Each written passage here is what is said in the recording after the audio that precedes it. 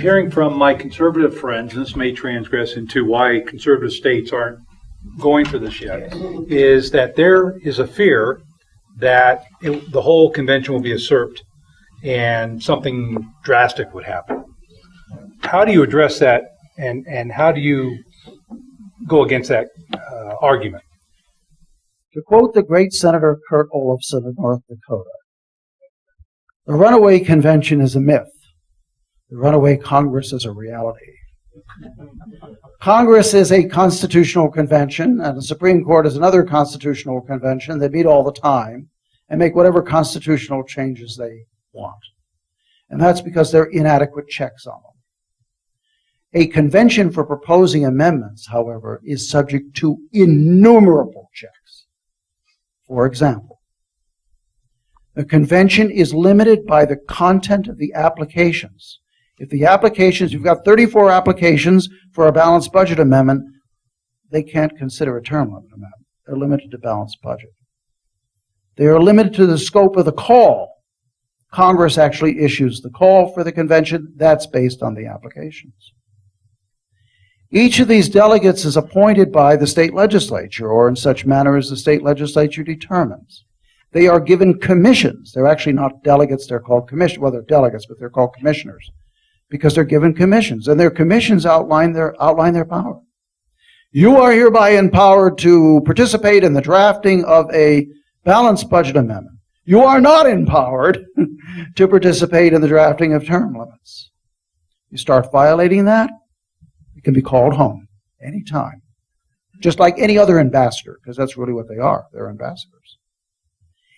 If it should happen, and I can't imagine it would, if it should happen that the convention would then propose an amendment that the states didn't want, then Congress could say, this amendment is outside the power of the convention. In legal terms, this amendment is ultra vires. We're not going to appoint a mode of ratification. We're not going to say that this amendment should be approved by state conventions or state legislatures because we think it's invalid. Furthermore, all along the line, you can see the potential for lawsuits to hold this thing up. And if Congress nevertheless sent to the states an amendment that the states didn't ask for and didn't want, and somehow came out of the convention anyway, then the states can refuse to ratify it. And if the states nevertheless, 3/4 of them, ratified an amendment that they didn't ask, didn't want, but nevertheless somehow felt compelled to ratify, it still could be challenged in court. You can see lineup of fail-safe after fail-safe after fail-safe. Now, let me tell you where that story really comes from. Okay? In the late 19th century, there was an application campaign to change the method of electing U.S. senators so that we would have popular votes for senators. There were many people who did not want to go to popular vote for senators, and so they started characterizing the convention for proposing amendments as a constitutional convention and claimed it could run away. But that's not really the important source of it. Remember I mentioned Everett Dirksen a minute ago? Everett Dirksen wanted to overrule some Supreme Court decisions using this process. It was a group of liberals and progressives that really put this runaway story into the American consciousness. People like Richard Rovere of New York Magazine, or Charles Black of the Yale Law School. People who wanted to protect an ultra-liberal Supreme Court, because at that time it was, an ultra-liberal Supreme Court from being overruled. And they were the ones to first really put into the American consciousness the runaway scare. And so it's one of the great ironies of history that some conservative groups are using this. But it has by now, I think, been thoroughly debunked by anybody who looks seriously at the literature out there. Yes?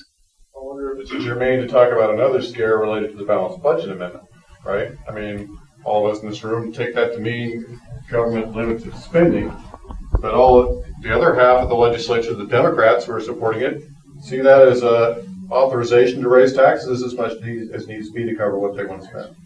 It depends a lot on how the balanced budget amendment is drafted. A balanced budget amendment can be drafted with protections, extra protections against taxes, tax increases, or it can be a straight balanced budget amendment. Let me just say this. 49 states have balanced budget amendments. They sometimes get stretched out of recognition. They sometimes are used as justifications for tax increases. They're not always effectively enforced. But I have yet met anybody who says that his state or her state would be better off without a balanced budget requirement.